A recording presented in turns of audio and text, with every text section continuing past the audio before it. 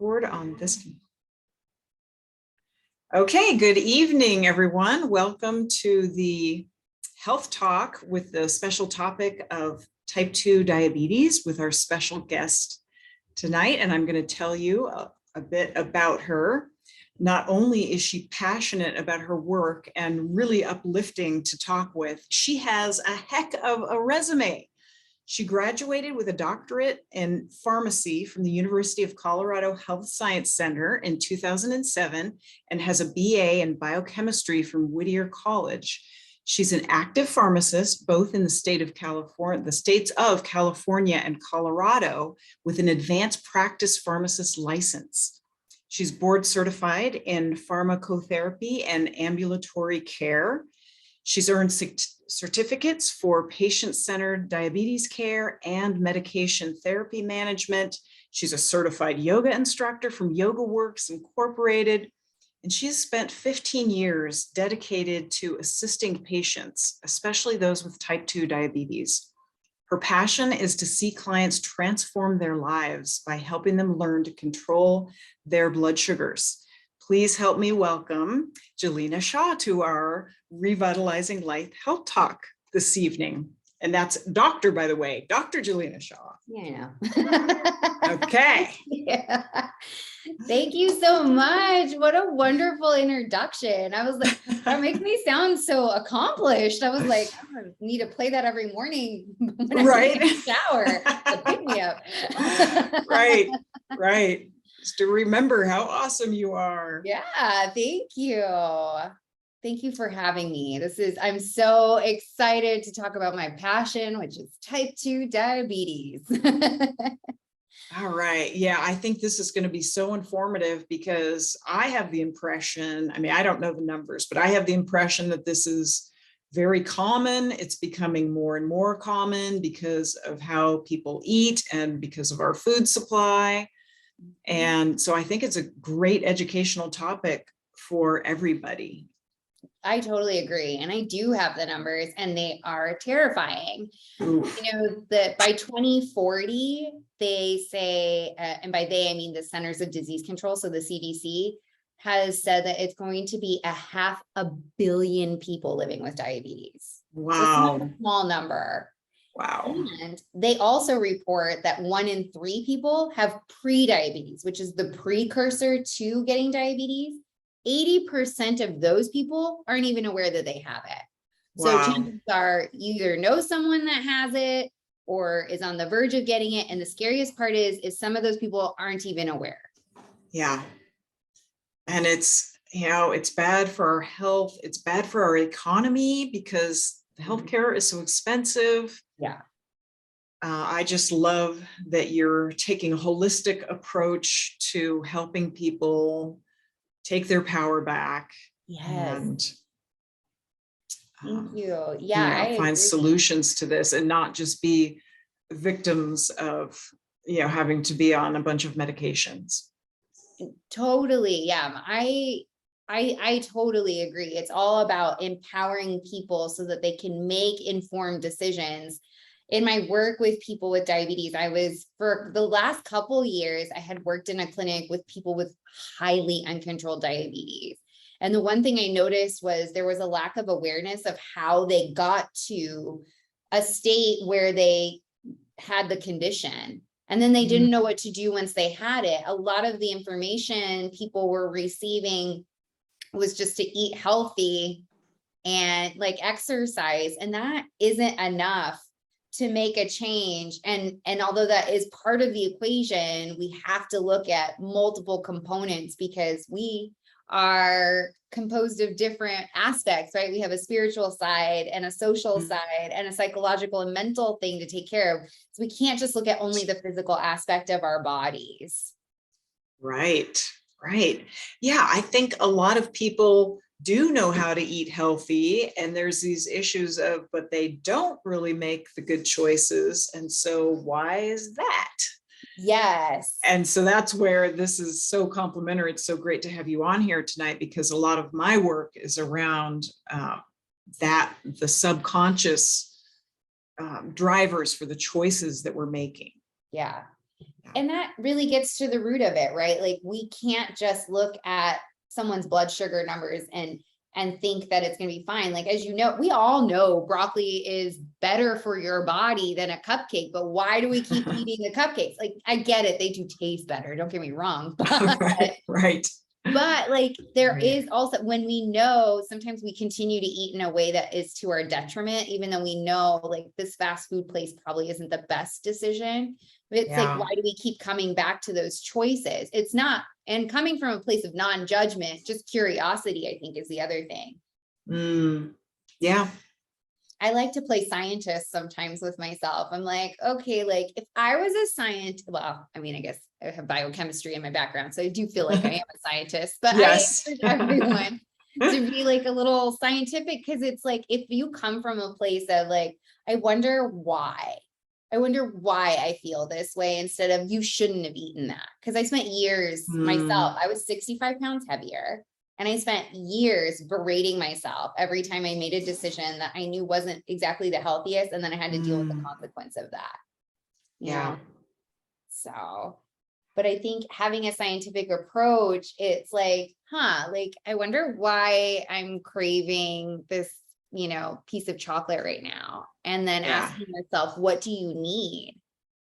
It's like, what do I actually need? Like, curiosity is so powerful. Yeah. Like, am I Asking those stressed right out? questions. Yeah. Yeah. So let's hear more about your story. Yeah. So my dad has diabetes, and my uncles all had diabetes. There was complications with the diabetes. And I went into the doctor's office a few years ago, and I remember she walks in and she's looking at my labs, and she's not even looking up, but when she does, she's like shaking her head, and she turns to me and she goes, it's not a matter of when, or I'm sorry, it's not a matter of if, but a matter of when.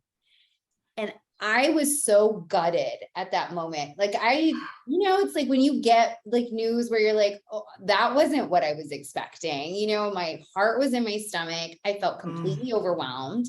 I felt powerless. I didn't know where to start. I was judging myself, like I'd mentioned before, because I was like, I knew I was being sedentary. I knew I wasn't making great health choices. And I knew it wasn't down a great path, but I had no idea that this is where it was leading to. And so I went home to Dr. Google, and I was like Googling everything as we do. And I came, I was so confused. I'm sure, anybody who's Googled anything, it's like, there's so much information out there. On the one hand, it's great, but on the other hand, I'm like, how do you discern what's actually myth and what's fiction? And so it's like, on the one hand, it's like, eggs are great. And on the other, they're like, don't eat any eggs because they'll raise your cholesterol. And then you've got apple cider vinegar is going to help. And another website's like, well, it's going to rot your teeth. And so I'm just like, I really do. So I did what what was popular at the time, which is the calorie restricted, low fat diet, and exercising like hours a day. Oh my gosh. Yeah. Which, initially I will give it some credit. I did lose some weight. Okay. But I was eating 1,200 calories, which is not a lot. And I'm eating low fat, and I'm working out 2 hours a day. And I will say this, at least when I was overweight and I went to the doctor, at least I was full. I like to say I was fat, but I was full. Now I'm like still overweight, and I am always hungry. And that was miserable. And I couldn't understand why like this calories in, calories out thing was not working. I couldn't get it. And it's not sustainable if you just feel hungry all the time.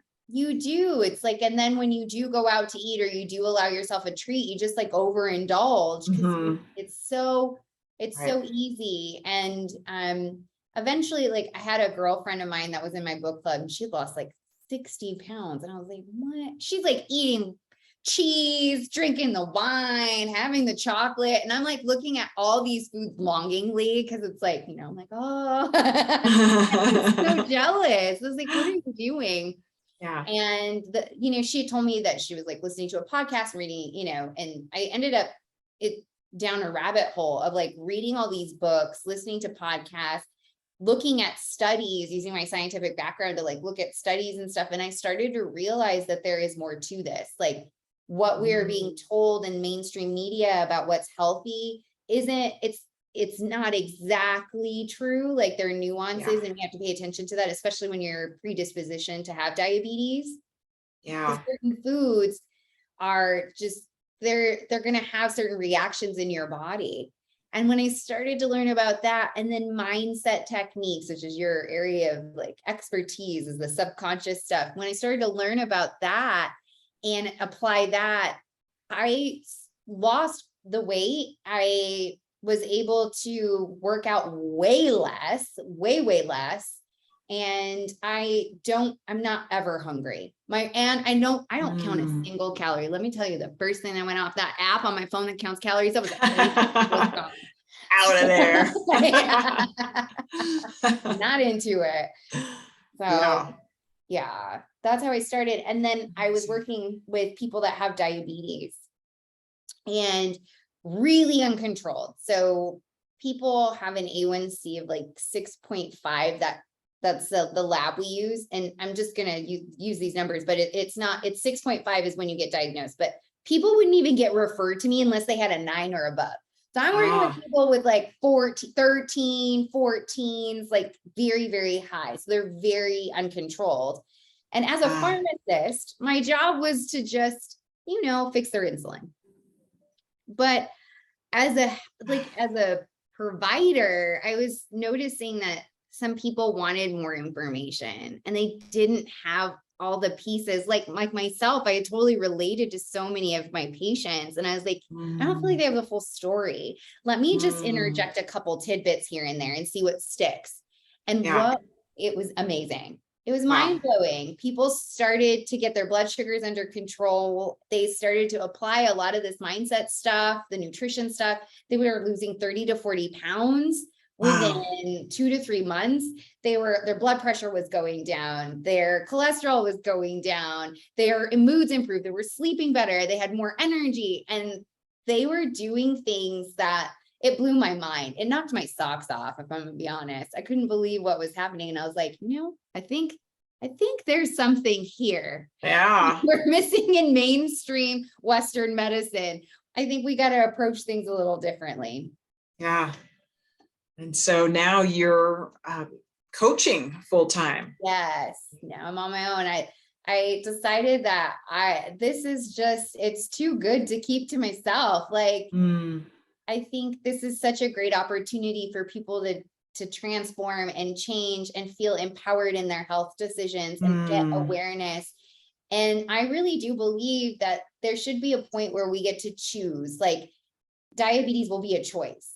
And no judgment if you decide to choose to go down that path, but at least, it will be a choice rather than right now. It just kind of feels like it's happening to us rather than we as people having the awareness, to make decisions that are going to be nutritious and helpful for us.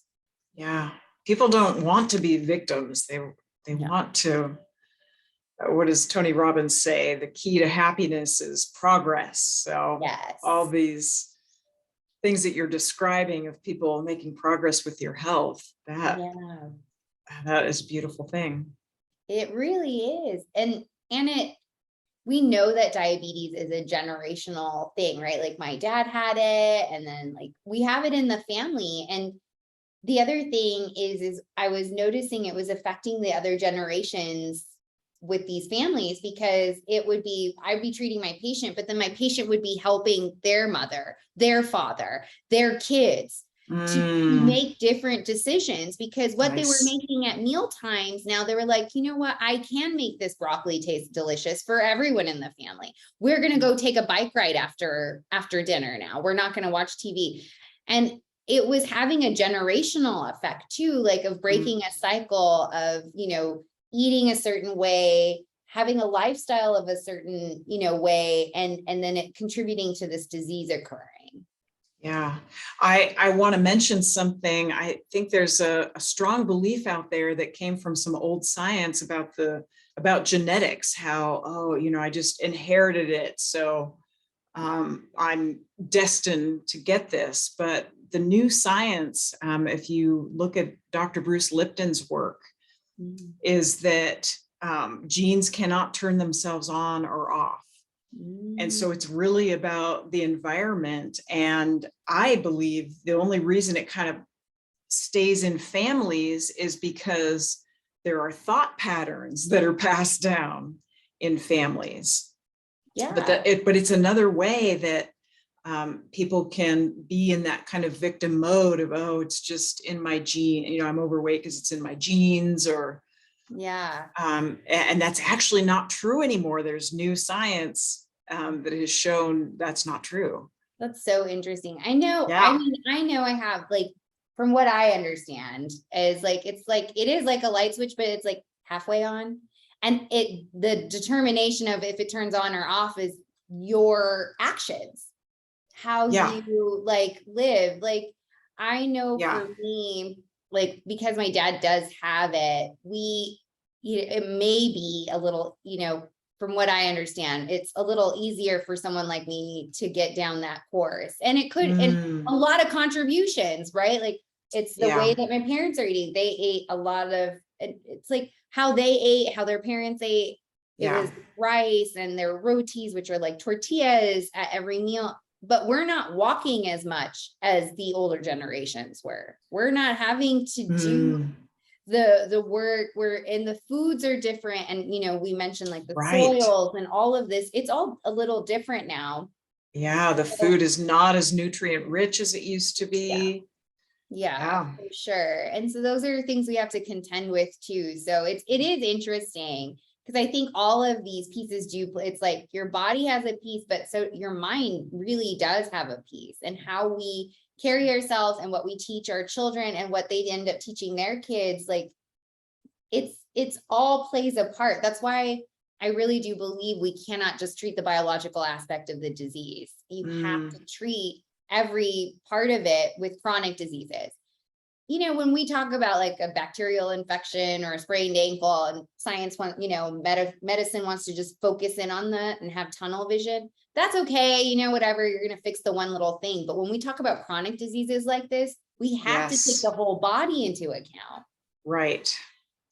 Yeah, that's what chronic diseases are, where the medical system is really letting people down, in my view, because it's illness care. It's not health care. There's the focus on the illness. And we know from law of attraction that what you focus on expands. So it kind of makes sense to focus on wellness, but that's not the way we're culturalized. And I think part of this journey of empowering people to be advocates of their own health is showing them that what you focus on expands. So let's focus on what's working.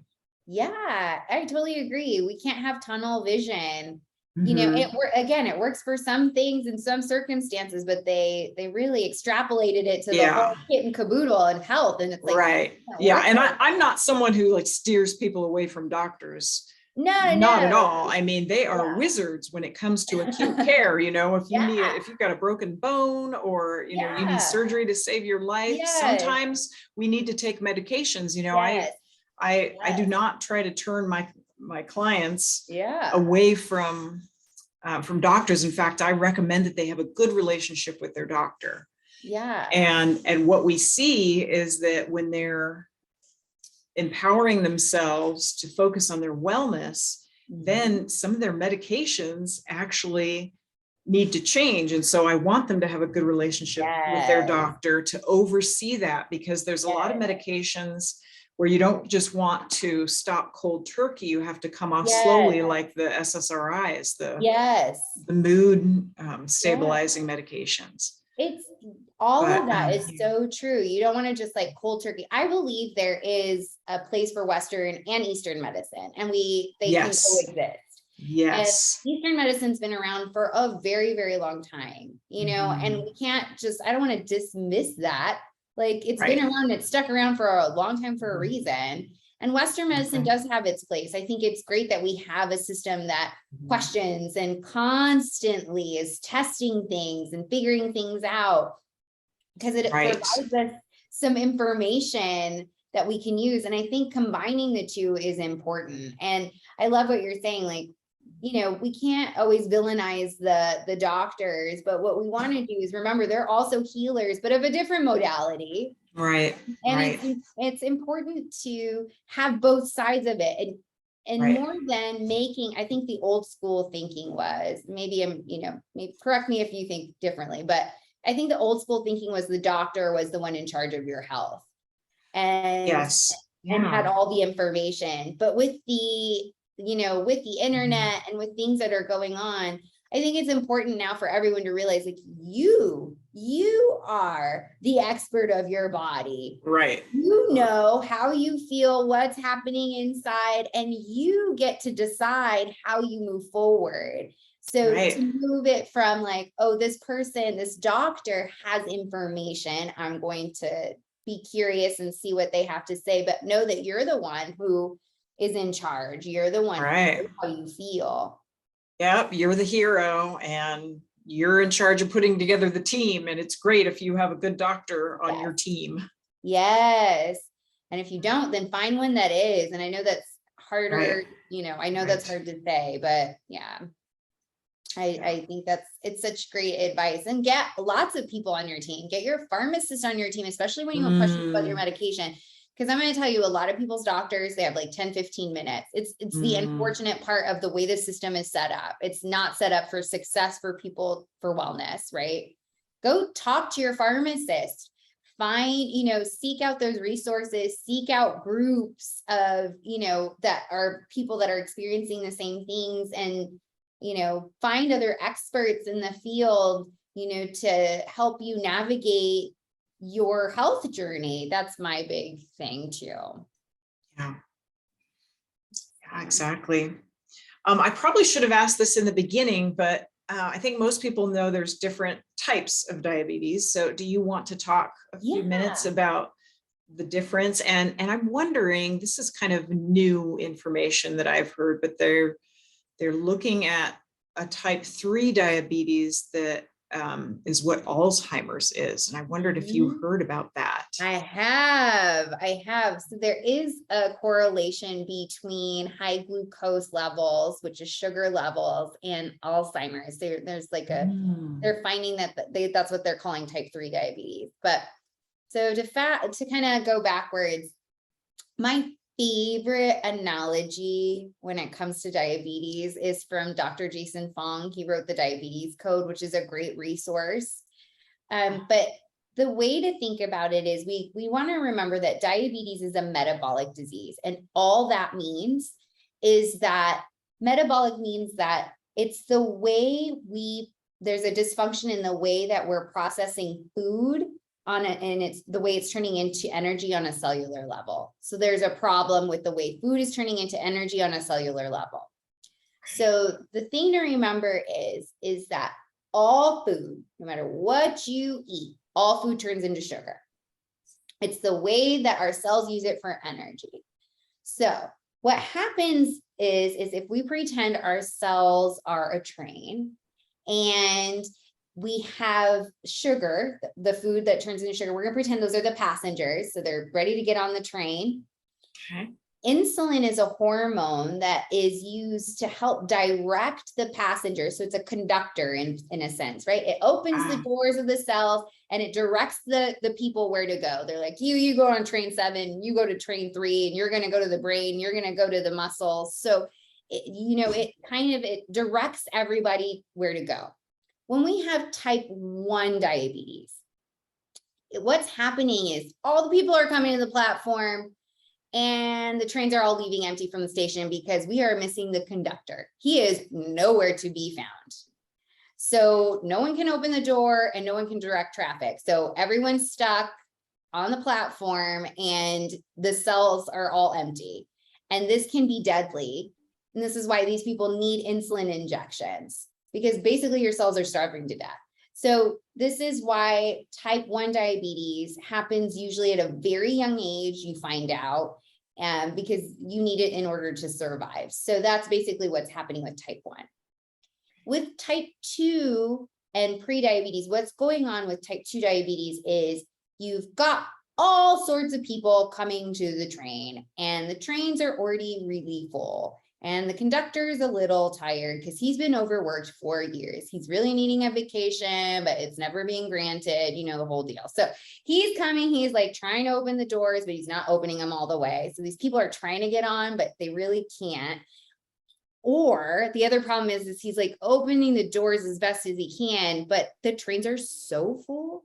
Like he's trying to push more people on, but there is no space. Like no one else can get onto the train. So there's a ton of people left on the platform. The trains are all full. Like it's just, that's the mess. So if we think about diabetes in that way, type 2 diabetes happens later in life usually, but it is also in that way we can think about it as being more preventable, because if you think about it, it's like, well, what can we solve in this problem? Let's have less people. So that's where, lifestyle and nutrition and mindset and all that plays a piece in it, because we want to have less people waiting on the platform. We want less people in the train so that our conductor isn't exhausted and overworked. Okay, great. I love the analogy. It really paints a picture. Yeah, it's my favorite. Very helpful. Yeah, thanks. Right. And who is that author again? Oh, it's Dr. Jason Fung, F-U-N-G. Yeah, U-N-G. Okay. Great resource for our listeners. Yes, such a great book. Yeah, it explains a lot. Okay. Do you have any client stories that you want to share? Yeah. So, oh my God, there's so many. I had a client come in and he was like, all right, I'm here. And I don't know why. Because I want to tell you, like at the time, like I don't do anybody that had anything that was like a lower number. Like all these people were coming, they were really uncontrolled. So he came to me, he had no idea he had diabetes and it was very uncontrolled. And he was like, I don't even know why I'm here. And I was like, oh, well, you have diabetes. And he's like, well, that's what they say. He did not or wasn't even owning it yet. No ownership. He was like, this is okay.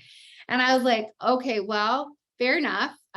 Was he having any symptoms, or how did he not know? Yeah, it's, that's the thing. It's like, you will urinate a lot. You will need a lot of water. You feel kind of tired. You may lose some weight all of a sudden. It's very confusing because all of a sudden you're like losing weight, and it's because your insulin it's like I said, these trains are so full. So it's a mess. So he didn't really understand what was happening. And the thing about diabetes is it's progressive. It doesn't just happen overnight, at least not type 2. Like type 1, like, right, you have no conductors, so there's nobody there. But when we're talking about type 2, it's like he's slowly getting overworked. Our friend, the conductor, is slowly getting overworked. It's over time that the train is just getting too full. Okay. And so it's progressive. So I think a lot of people don't realize that it's happening when it's happening. And their blood work may show up as normal, even, our bodies are so great because they try to get us to what's called homeostasis. It tries to get us into balance all of the time. And so what happens initially is your labs may look great, but your conductor is getting overworked, or they're sending out a ton more to compensate for the fact that there's so much sugar in your body. There's just too many passengers. And so even though on the outside, it may seem like, oh, everything's fine. I just am, a few pounds, overweight, like by 20 pounds overweight. But what's actually happening inside is your body is just trying to get it back to balance, and it's overcompensating in some areas. And at some point it gets worn out and burnt out. And that's the thing that we have to kind of take into account. So, yeah, but, and anyway, so he didn't know, and he, comes to me, and we had to start talking about what he considered eating healthy. Cause he was like, well, I just started eating healthy. And I was like, great. Well, what does this mean? And he was like, well, I'm eating oatmeal and fruit, and I'm having, And I was like, oh, I was like, how are your blood sugars doing? And he was like, they're higher than ever. And I was like, So let's talk real quick. And basically what happens is that oatmeal is healthy. And I'm not saying that it's not, but foods carry different nutrient that they're dense. You talked about being nutrient rich in the soil, but foods are also, they're like nutrient dense, or they're lacking nutrients. And the other thing is certain foods can trigger certain foods cause more passengers to need to get on the train quicker. What I mean is that proteins and healthy fats, it takes hours for those foods to turn into sugar. Remember, all food turns into sugar, but it takes hours for those foods to turn into sugar. Same with vegetables that are non-starchy. So cabbage, kale, cucumbers, cauliflower, broccoli, all those things, they have fiber, they're full of nutrients, they've got minerals and vitamins. Those take a long time. So what happens is it's like a trickling of people coming in. Like everyone has different time trains. So they're coming in when it's their train is ready to take off. When we eat things like carbohydrates, things like oatmeal and cereal and rice and pasta and corn and potatoes, which I know, people count as vegetables, they're starchy vegetables, we'll do that. I know all the fun stuff. So basically, if it's fun and you like to eat it, it's like this going to cause a rush hour in your body. Rush hour. Yes, because it only takes 30 station. to 60 minutes. Yeah, that's when we become Grand Central Station. It's 30 to 60 minutes. That's all it takes for those foods to turn into sugar. You talk about getting a sugar rush. That's what's happening. These foods are turning into sugar so quickly. So what's happening is you're getting a rush of passengers, and the conductor is like, he's trying to open the doors, trying to shut people in. Sometimes more, conductors are sent out to come get rid of the rest of the people. And then you get a sugar crash, right? Because then you got more conductors than at some point, because all the sugar is all of a sudden gone. There's like too many conductors running around trying to clean up the mess from rush hour. Yeah.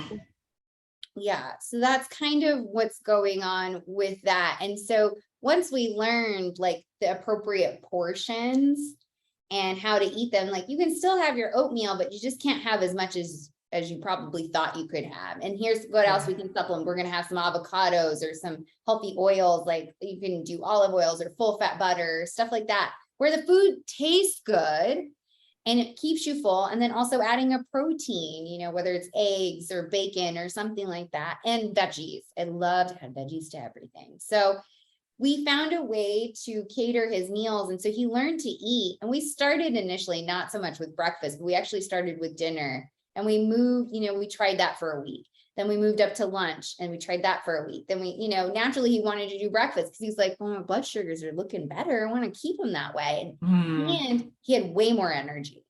He wasn't having like the brain fog in the morning, because carbohydrates are notorious for causing your brain to feel foggy and tired. So you know how it is after Thanksgiving. Oh yeah. So good, The food coma. Yeah, right. So by changing this, like he started to have more energy and he started to understand his body more, and he started to incorporate really low grade exercise. Like I'm talking like walking. And, we worked around, he had a moving van. And so like, we had to contend with the fact that he also had a really unpredictable schedule. So it was just like finding ways to have convenient snacks and meals available, or knowing what to eat when he did have to go eat out, like what was going to not spike his blood sugars. So we figured all this out. And, he was in denial, but like the very first day about having diabetes. And then like 2 weeks in, I was dying laughing because he was he was educating me. He was like, well, did you know this had sugar in it and this had sugar in it? But by the end of 3 months, like he had lost weight. He had lost like a good, I want to say like 30 pounds. Wow. His blood sugars were under control. He was sleeping better. He felt like a whole new man. And he didn't even realize, and he was so empowered. His mood had improved, like, because his microbiome, we talk about the bacteria in our gut, and that's a whole other subject, but that also shifts when we eat differently. And, Okay. and that sends up great signals to our brain. So it was Mm. so great to see him at go through this journey and how excited he was about it. And like, he wanted to spread the word to everyone. He started telling his mom, he was like, Mom, we got to eat like this. This is how we're going to do this. We got to have more vegetables. And his taste buds changed. That was the other thing that my patients Oh, say a lot. interesting. Yeah. Yeah, Like, that can give some hope to I people know. who are like, well, I don't want to give up that, or that doesn't taste very Yes. good to me. And No, I was the same way. I'm vegetarian, and I'm not promoting anyone be vegetarian, but I am vegetarian, but I hate vegetables.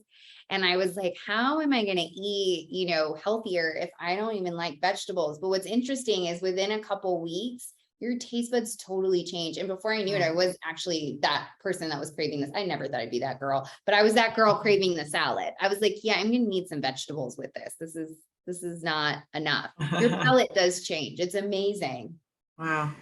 Wow. I love that you alluded to taking small steps. That's one thing that I think is a big deal to talk to people about, because when they're in a position where it's like, oh my gosh, something big has to change, I have to do something big. We humans don't do that well with big change. We need little change. And to use another like transportation example, if the ship is leaving the port, it's too hard to turn it, all at once. But if you're turning it slowly, you're going to go to a completely different destination. Yes. So I'm a big fan of the small chunks, like ridiculously small chunks. Yes. I'm all about habit stacking too. You do small things and you just do them every day for a while. And before you know it, you're like doing it all the time. Yeah. And it doesn't feel so overwhelming then either. Like if you show up and all of a sudden they're like, and you're like trying to run every day when you've never run a day in your life, like how long is that going to like, you might make it a week. I'll give you that. Maybe you'll make it a while because you've got some really great willpower. But, after that, it's like, it gets, it's easier to do. It's like, I'm just going to get up and do this walk today, because the thing I tell my patients a lot is it's so much easier to make changes when everything in your world is going great and perfect and there's nothing happening. Like you don't have any external obstacles. But the problem is that that's not how life works. There is always something that comes up, good or bad, that we contend with. And we've got to still navigate how to eat, how to show up when these obstacles come and present themselves. Because that's really where the challenge is. Like, that's what it is. It's like, well, okay, it's someone's birthday today. How am I going to eat today that is going to still be nutritious and healthy, and I still get to partake in the celebration? Because I'm not about cutting out all foods. I'm about eating foods.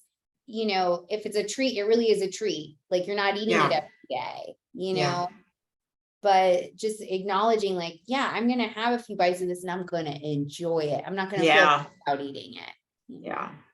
So.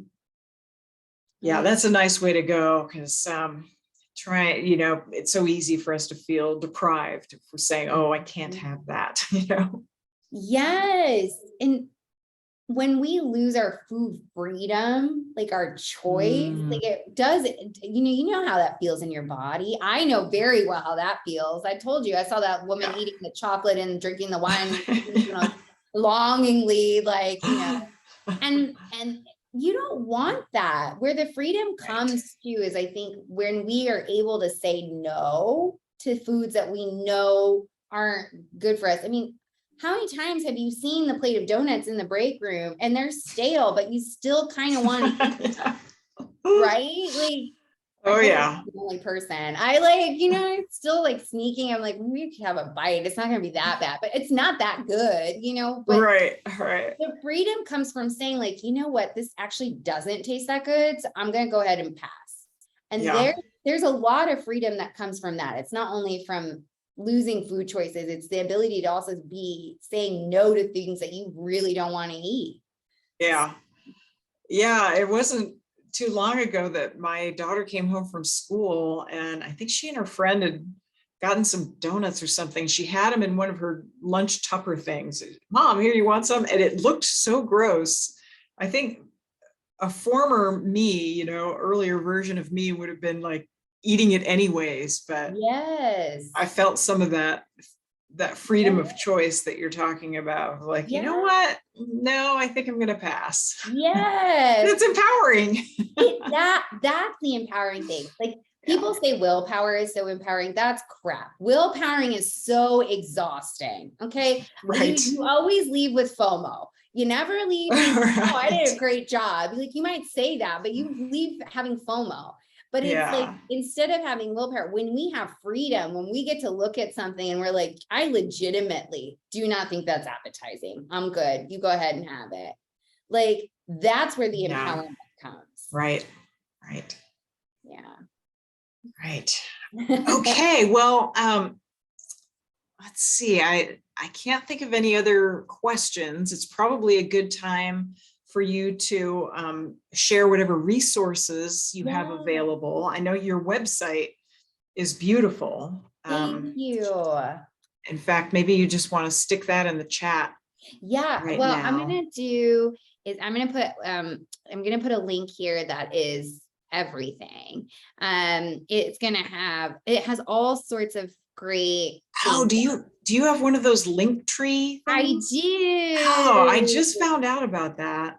Yeah. That's cool. Great. So just one website will and so I'll put that give in you the the chat site to all of her great resources. Yeah. So any other interviews and podcasts I've done, but it also has my website, my email, my social media things. Oh, that looks in there. So great. Yeah. For like, it's just a nice clean page too. I'm looking at it right now, and I'll put it in a follow-up email. Yeah. And also, for your audience, I also want to offer, if anyone out there is just like curious or struggling with diabetes, or is just wants to know, or has any type of insulin resistance, feel free to reach out to me and schedule an appointment. You can do that from the link tree. It can also, let me go ahead and highlight and put this in here for you guys too. But you can book a 30-minute session with me. We can kind of see if there's any other resources I can provide for you, or work together to help you control your diabetes, and in some cases reverse it, so that you can get off your meds, feel as the happiest and healthiest version of yourself. Because let me tell you, it's so much nicer to be on this end of things than it was for me before. So I want everyone to feel as great as I feel. So that's awesome. I did think of one more question. Yes. We've talked a bit about food. Are there other contributing factors such as stress? You mentioned some mind tools. Yes. Let me tell you, you can be on the best medications for diabetes, but if your body is stressed, no matter what we put you on, no matter how we change your insulin levels, stress will flood your body with sugar. It is a hormonal response. It cannot be helped. So yeah, stress definitely plays a role in diabetes. And sleep deprivation. It takes only as short as 4 or 5 days for our sensitivity to our insulin, the sensitivity to our conductors, to decrease by 25 to 30%. It's wild. And that's 4 or 5 days. If you do this for long periods of time, it's going to be terrible for you. So sleep is such a big thing too. I think the timing of meals, for me, it was trying to figure out, why am I choosing to eat right now? Why am I craving this chocolate bar? Because the truth of the matter is I'm stressed out at work. Somebody just yelled at me over the phone. I don't feel good about myself. I want to discharge these feelings as quick as possible. I'm going to get a dopamine hit, because that's the other thing. Our bodies are great, but sometimes they work against us. We get dopamine, which is a pleasurable hormone that gets sent down. It's a pleasure hormone, gets sent every time we do something pleasurable. So that includes carbohydrates or gambling or shopping and stuff like that. So we get a dopamine release. So every time you bite that like, you know what I'm talking about, when you go to the bread basket and you take a bite of that bread and for a moment you're like in pure euphoria. Yeah, that's Yes. real. That's dopamine. Uh, So we have to contend with those factors. So I was discharging yes. my feelings by getting these quick dopamine hits, but then, you know, I heard another coach say this, and I think this is so true. It's like going to a bank and paying with a loan shark, because when we eat like that, not only you have to go back and pay the extra interest, because what happens is instead of just dealing with your feelings in the first place, now you are eating a donut or whatever, which most likely you probably are going to give yourself shame and guilt about. So Yeah. then you're going to come back, you're still feeling what you're feeling, which is stressed or sad or whatever, half hour later. And on top of that, now you're having to deal with the shame cycle you've created from eating something that you know Yeah. wish you wouldn't have. So you're paying interest now. So best to just deal Wow. with Yeah, I it. just had kind of this aha moment. I've never thought about this way, but I wonder if there's a connection between debt. You know, so many people are in debt financially, and also the food thing. I wonder if they're connected. They probably are. I mean, everything's connected, but Everything's connected. I just kind of blew my own mind right there. It's Yes. like, oh, But that's the thing is, like, yeah, we have all of this stuff, like we have to pay attention to these things. They all add up. There's so many different factors. Like I tell people, diabetes for each person I treat is such an individualized and personalized experience for them, because the truth is what one person's triggers aren't exactly everyone else's triggers or issues or obstacles. yeah, So it's helpful sometimes to work with someone one-on-one, because then you're like, oh, okay, like this is my specific issue. Like I have problems eating late at night, where someone else is like, they're doing something completely different, where they're stressed out and they don't know how to contend or manage their stress. So their body is flooded with sugar all of the time. So. okay. Oh my gosh, we could probably go on for another hour. There's I so know. much to talk about. For sure. But, and I realized I didn't even introduce myself in the very beginning. I'm Jenny Hughes from Jenny Hughes Healing. And I do healing facilitation. And really, in a nutshell, it's about giving people neurological strategies for dropping excess tension, which keeps you in a chronic stress response. And before that, I was doing life coaching. And so I have a number of tools to help people with that stress response end of things, because I think that's a huge issue in our society right now. Is you're only supposed to be in stress response for a short period of time, maybe like 20 minutes, I think is the max, when you're being chased by the tiger. But now we've got this situation in our society where life is just keeping us in the stress. Yeah, it's all nonstop. Yeah. And also what I talk about is it can be in your posture too. So we somaticize things that have happened to us, and they hold you in a posture that causes internal stress response. Yes. So there's a lot to unravel sometimes. There is a lot. And I think this is the benefit. Like if you want to fix your health, you can't just, again, look at the biological thing. I can't keep drilling this down enough, but you've got to look at these other factors, because they're driving you to do and participate in behaviors or activities that may be perpetuating this cycle. And so it's so great when you invest in yourself in a holistic way. Right. Yep. I have a coach. I strongly recommend that everybody has a coach. I don't know how people survive without a coach or a mentor. So strongly recommended. So I loved having you on here to educate people. Jelina, thank you so much for coming on, and we'll put the links in the email along with the replay. And hopefully people can get that support that they need to really improve their lives. Yes, please. Yeah, ask any questions. I'm here.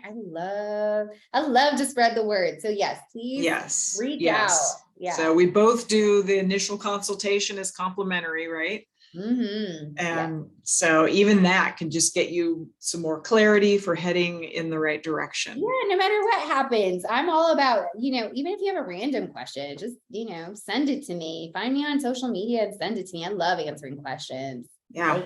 Yeah. And it helps others too. Like you're answering one Yes, person's questions. I mean, how many other people are going to see that and be like, oh, that helps me exactly. too. Exactly. Yeah, So that's I why it's love so great it. to Thank have you these so conversations. much.